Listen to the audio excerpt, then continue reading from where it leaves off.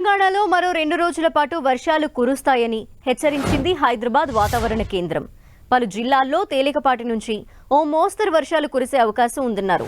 ఉపరితల ఆవర్తనం, బలమైన నైరుతి రుతుపవనాల కారణంగా రాష్ట్రంలో వర్షాలు కురిసే అవకాశం ఉందని ప్రజలంతా అప్రమత్తంగా ఉండాలని సూచించింది. నిర్మల్, భూపాలపల్లి, ములుగు, ఆదిలాబాద్, ఆసిఫాబాద్, మంచిర్యాల, కొత్తగూడెం జిల్లాల్లో అక్కడక్కడ వర్షాలు కురుస్తాయని వాతావరణ కేంద్రం వెల్లడించింది. ఉరుములు, మెరుపులతో పాటు గంటకు 30 నుంచి 40 కిలోమీటర్ల వేగంతో బలమైన ఈదురుగాలులు కూడా వీచే అవకాశం ఉందని తెలిపింది. వర్షం కురిసే అవకాశం ఉన్న జిల్లాలకు ఎల్లో అలర్ట్ జారీ చేసింది. ప్రజలంతా అప్రమత్తంగా ఉండాలని, వానలు కురిసే సమయంలో బయటకు వెళ్లొద్దని సూచించింది. ఇక రాజధాని హైదరాబాద్లో రాత్రి నుంచి వర్షం కురుస్తూనే ఉంది. హైదరాబాద్ లో వాతావరణ పరిస్థితులకు సంబంధించిన డీటెయిల్స్ మా ప్రతినిధి రాముడు అందిస్తారు. రాముడు, ఒక్కసారిగా వర్షం కురుస్తోంది. తెలంగాణ వ్యాప్తంగా ఏ జిల్లాలకు అలర్ట్ ప్రకటించింది వాతావరణ శాఖ?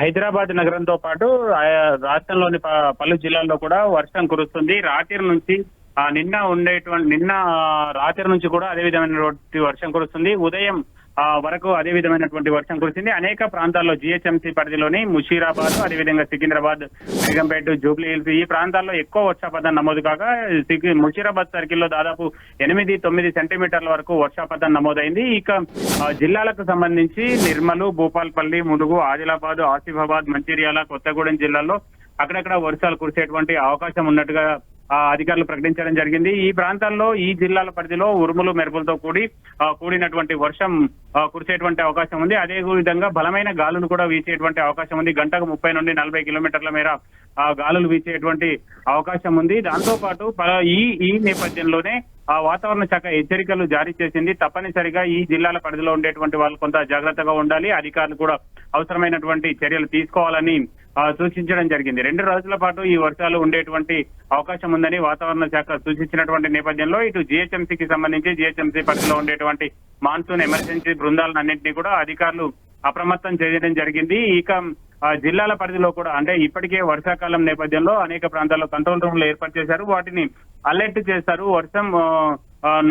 వర్షం ఎక్కువ ఉందని వాతావరణ శాఖ నుంచి ఆదేశాలు వచ్చినంటనే అక్కడ ఉండేటువంటి అధికారులు, సిబ్బంది అంతా కూడా తమ తమ ప్రాంతాల్లో ఏర్పాటు చేసినటువంటి కంట్రోల్ రూమ్ కు చేరుకుంటారు. వాటి నుంచి క్షేత్రస్థాయిలో ఉండేటువంటి అధికారులందరినీ కూడా వాళ్ళు అప్రమత్తం చేసేటువంటి అవకాశం ఉంది. కాబట్టి వెంటనే అన్ని కంట్రోల్ రూమ్ లో యాక్టివ్ అయ్యేటువంటి అవకాశం ఉంది.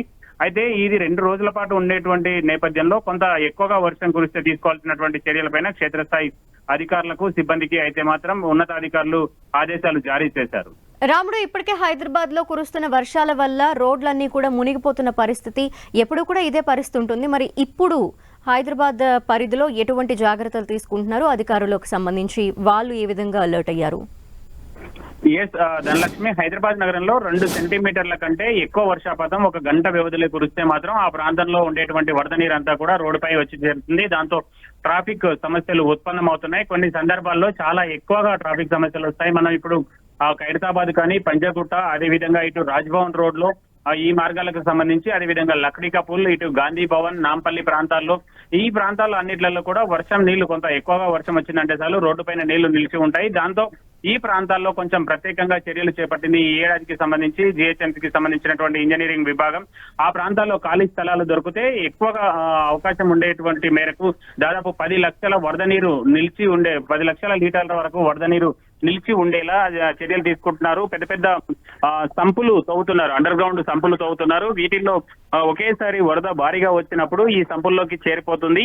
ఆ తర్వాత కొంచెం వర్షం తగ్గగానే ఇందులోంచి వీటన్నింటినీ కూడా, ఈ వరద నీటిని అన్నింటిని కూడా నాలాల్లోకి పంపింగ్ చేస్తారు. ఈ విధంగా కొంత అవకాశం ఉన్న మేరకు ఆయా ప్రాంతాల్లో అయితే ఇలాంటి పనులు అయితే చేస్తున్నారు.